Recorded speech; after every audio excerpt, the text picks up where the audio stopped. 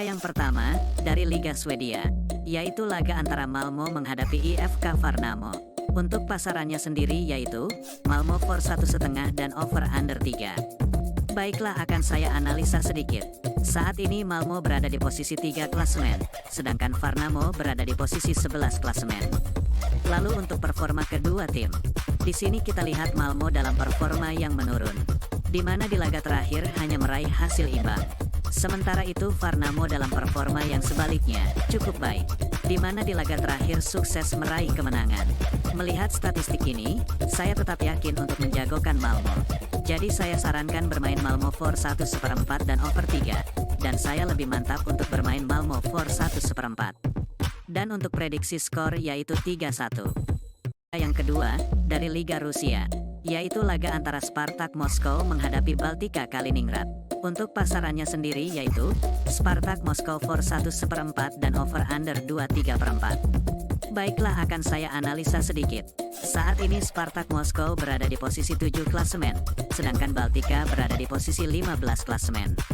Lalu untuk performa kedua tim, di sini kita lihat Spartak Moskow dalam performa yang sangat bagus, di mana sukses sapu bersih 3 laga terakhir dengan kemenangan. Sementara itu Baltika dalam performa yang kurang konsisten, di mana meraih hasil 3 menang dan 2 kalah di 5 laga terakhir.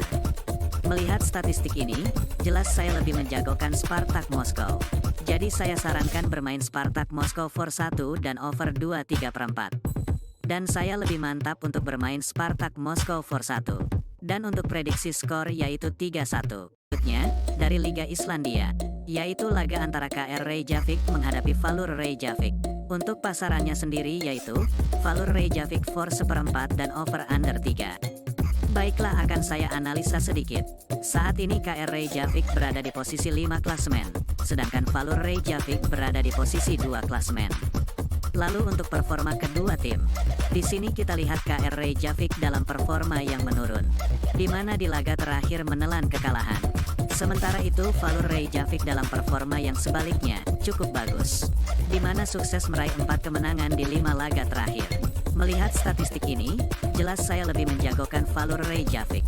Jadi saya sarankan bermain Valur Reykjavik lelekan dan over 3, dan saya lebih mantap untuk bermain Valur Reykjavik lelekan.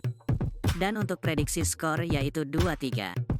Berikutnya, dari Liga Romania, yaitu laga antara Dinamo Bucharest menghadapi Sepsi. Untuk pasarannya sendiri yaitu, Sepsi for 1/4 dan over under 2/4. Baiklah, akan saya analisa sedikit. Saat ini Dinamo Bucharest berada di posisi 15 klasemen, sedangkan Sepsi berada di posisi 7 klasemen. Lalu untuk performa kedua tim, di sini kita lihat Dinamo Bucharest dalam performa yang sangat buruk, di mana menelan kekalahan beruntun di 4 laga terakhir. Sementara itu Sepsi dalam performa yang sebaliknya, cukup bagus, di mana sukses tak terkalahkan di 4 laga terakhir, dan meraih 3 kemenangan. Melihat statistik ini, jelas saya lebih menjagokan Sepsi.